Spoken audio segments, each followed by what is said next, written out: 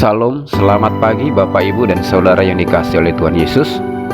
Renungan kita pagi hari ini diambil dari Injil Lukas pasal 22 ayat 1-20 dengan judul Jangan Menolak Keselamatan. Imam-imam kepala dan ahli-ahli Taurat mencari jalan bagaimana mereka dapat membunuh Yesus, sebab mereka takut kepada orang banyak. Lukas 22 ayat 2. Renungan kita pagi hari ini berbicara tentang penolakan keselamatan yang diberikan oleh Tuhan kepada manusia. Yesus Kristus adalah jalan, kebenaran, dan hidup. Tidak ada seorang pun yang akan datang kepada Bapa kalau tidak melalui Tuhan Yesus. Tetapi sangat disayangkan, banyak manusia membangun kebenarannya sendiri. Mereka memilih jalannya dan caranya sendiri untuk sampai kepada keselamatan. Kelompok pertama yang menolak keselamatan adalah ahli-ahli Taurat dan orang-orang Farisi. Mereka ini bersepakat, bersatu, seia sekata, bagaimana caranya untuk dapat membunuh Tuhan Yesus. Lukas 22 ayat 2. Ahli Taurat adalah para pakar atau ahli dalam memahami dan mengajarkan hukum Taurat. Mereka bertugas menyusun peraturan-peraturan dan ketentuan-ketentuan untuk kehidupan keagamaan orang Yahudi. Mereka sering disebut juga cendekiawan yang terlatih mengembangkan dan mengajarkan Taurat. Sedangkan orang Farisi adalah kelompok yang menganggap diri mereka sebagai orang beragama Yahudi yang saleh.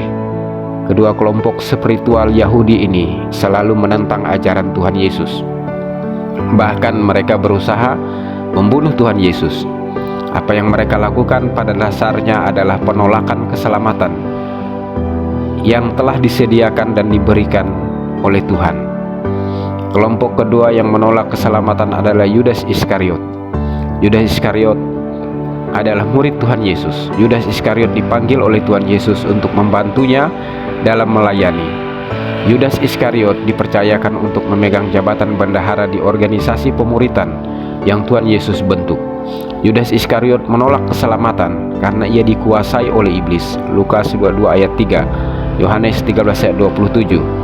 Iblis telah masuk dan menguasai Yudas Iskariot sehingga mengendalikan seluruh kehidupannya dan keinginannya. Iblis sering disebut ilah zaman ini, sering membuat mata rohani manusia tertutup untuk memahami dan mengambil keputusan untuk menerima keselamatan yang diberikan oleh Tuhan. Apa yang menguasai hidup kita sangat menentukan pilihan-pilihan kita, termasuk masalah keselamatan. Yudas Iskariot menjadi pengikut Yesus dengan motif yang sangat duniawi. Selain dikuasai iblis, Yudas Iskariot juga dikuasai oleh cinta akan uang atau ketamakan atau keserakahan. Motivasi hidupnya hanya untuk mengumpulkan harta duniawi sebanyak-banyaknya. Ia dengan rela menjual Tuhan Yesus dengan harga 30 keping uang perak. Yudas Iskariot rela menjual keselamatan demi uang. Iblis, ketamakan dan keserakahanlah yang membuat Yudas Iskariot mengakhiri hidupnya dengan sangat tragis dan mengerikan. Ia mati gantung diri, jatuh tertelungkup, dan perutnya terbelah sehingga isi perutnya tertumpah keluar. Kisah Para Rasul pasal 1 ayat 18-20. Penulis Ibrani mengatakan, tetapi apabila pernah dikatakan pada hari ini, jika kamu mendengar suaranya, janganlah keraskan hatimu seperti dalam kegeraman. Ibrani 3 ayat 15. Bagaimanakah respon kita terhadap keselamatan yang diberikan oleh Tuhan? Pertama, jangan keraskan hati kita. Buka hati kita di hadapan Tuhan, hati yang lembut mudah dijamah oleh Tuhan. Jaga hati kita jangan sampai dikuasai iblis, dikuasai oleh ketamakan, dan dikuasai oleh keserakahan. 2. Tetap pegang keselamatan yang kita miliki. Jangan lepaskan keselamatan kita, sebab kita telah dibeli dan harganya telah lunas dibayar. 1 Korintus 6 ayat 20. Yang ketiga, tetap jaga motivasi kita mengikut Tuhan.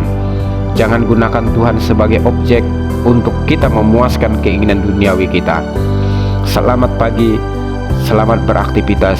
Tuhan Yesus memberkati. Amin.